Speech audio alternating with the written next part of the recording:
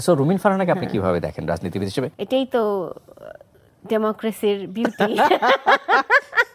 আপনার সকল বিউটিকেই প্রশ্ন করতে চাই। দল করবে। আমি রাজনীতি বুঝি না, আমি সাধারণ মানুষ। আমি আমার জায়গা থেকে পারসেপশনটা কি হবে যে ওকে ফাইন, একদল গেছে, এখন বাকি এনারা আসবেন, এনারাই শাসন করবেন, জায়গাটা একই রকম আছে, শুধুমাত্র ব্যানারটা চেঞ্জ হয়েছে। এইটার থেকে আমাদের শিক্ষা নেওয়ার আছে। তারেক রহমান সাহেবকে নিয়ে আমি একটু জানতে চাই, যেহেতু আপনি খুব গুরুত্বপূর্ণ একটা পোস্টে আছেন। ডেফিনেটলি উনি সেই টাইমে দেশে আসবে না, উনি তো সেটা দেশে এসেও ফেস করতে পারেন, মানে রাইট না উনি সেফ মনে করছেন কিনা। আমি আমার অফিসের সামনে ছোট্ট একটা বসার জায়গা দেখতাম, এটা হচ্ছে ছাত্রলীগ বা আওয়ামী লীগের ছিল, আর ওনারা বসতেন ওনাদের পার্টি অফিসে, ছোট্ট একটা অফিস, মানে রাস্তার পাশেই ফুটপাত দখল করে। খুব ইন্টারেস্টিং ফ্যাক্ট হলো, যেদিন বর্তমান সরকার দায়িত্ব নিলেন ঠিক তার পরদিনই দেখলাম পুরো জায়গাটাকে সুন্দর করে পেইন্ট করা হলো, সাদা পেইন্ট। প্রথমে আমি ভাবলাম ঠিক আছে, গেছে এটা, এখন আমরা ফুটপাত দিয়ে হাঁটতে পারবো। তারপরের দিন গিয়ে দেখলাম ওখানে আপনাদের ব্যানার। একজন সাধারণ মানুষ প্রতিদিন একটা রাস্তা দিয়ে যায়, সে ওই জায়গাটায় গত 16 বছরে একটা দলের ম্যানিফেস্টো বা একটা দলের ছবি ওখানে দেখে এসছে। রাতারাতি সেখানে আরেকটা দলের ছবি সে দেখছে, এবং সে জানে যে বাংলাদেশে আওয়ামী বিএনপির বাইরে আসলে বড় কোনো রাজনৈতিক দল নেই।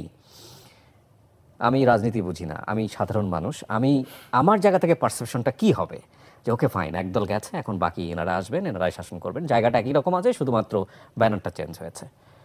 দেখুন, আপনি যে একটা রাস্তার কথা বললেন বা একটা স্পেসিফিক জায়গার কথা বললেন, এটা হয়তো আরও জায়গায় হচ্ছে।